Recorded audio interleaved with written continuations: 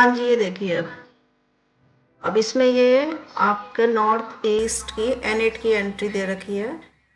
बचत में वृद्धि, देवी कृपा से लगातार जीवन में आगे बढ़ने की क्षमता।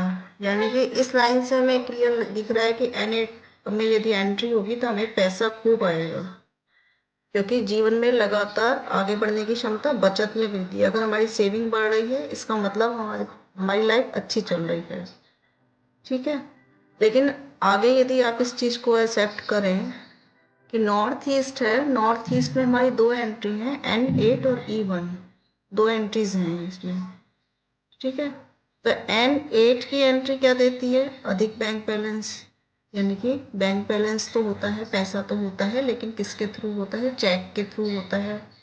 लॉन्स भी ज़्यादा होते हैं, मतलब आदमी पैसा कमाने की चांसेस तो पूरे पूरे होते हैं, लेकिन उसमें जो है कर्जे की भी कंडीशंस आ जाती है अगर नॉर्थ ईस्ट में N8 में एंट्री है।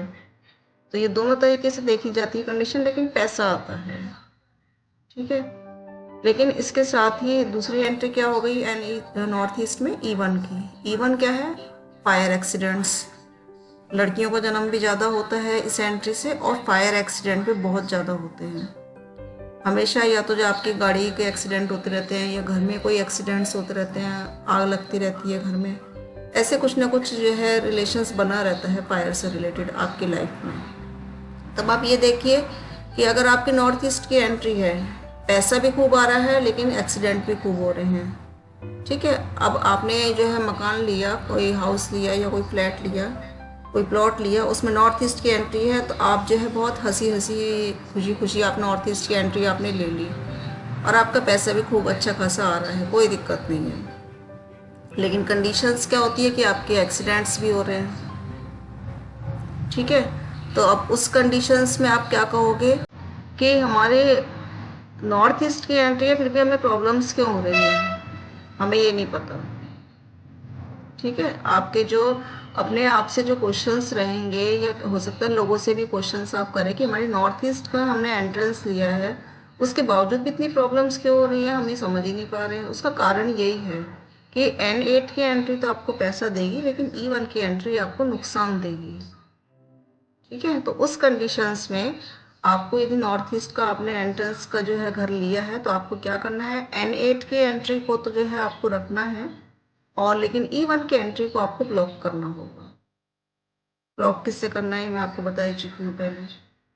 ठीक है, खास ध्यान रखना है। कभी भी ये मत सोचो कि नॉर्थ ईस्ट की एंट्री है तो गदगद होके आराम से इसको ले लो। अब ये नॉर्थ है, नॉर्थ की 4-5 की एंट्री है। ठीक है, जब किसे कहते हैं बेस्ट? 3-4 की एंट्री को बेस्ट कहते हैं। ठीक है, अब NNW में 3 आ रहा है, लेकिन 2 इसका नेगेटिव पॉइंट हो गया एंट्रेंस का। नॉर्थ में N4 अच्छी है, लेकिन N5 का कुछ हद तक नेगेटिव पॉइंट से हो जाता है।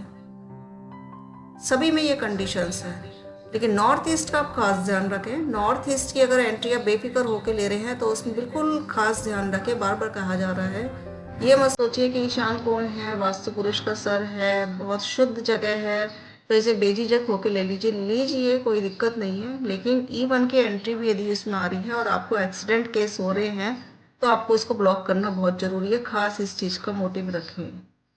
कभी भी भूल चुक में ये मत करिए कि नहीं, हो सकता है कि हमारे कर्म भागी ऐसे हो कि नॉर्थ ईस्ट की एंट्री होते हुए भी हमारे को कोई ना कोई प्रॉब्लम इशू हो रहा है। बिल्कुल ऐसा नहीं है। अगर नॉर्थ ईस्ट की एंट्री है तो पैसा तो आएगा, चेक्स के थ्रू, बैंक बैलेंस के थ्रू। बैंक बैलेंस अच्छा खासा भरा रहेगा, चाहे वो आपको लोन लेके हो, चाहे वो बिजनेस से रिलेटेड हो, बैंकों में पैसा रहेगा। लेकिन साथ में फायर एक्सीडेंट्स भी पूरे पूरे होंगे, और अगर पूरे पूरे हो रहे हैं तो E1 की एंट्री को जरूर ब्लॉक करो। खास ध्यान रखो ये। ठीक है, अब इसके बाद इस पे आगे आपका आता है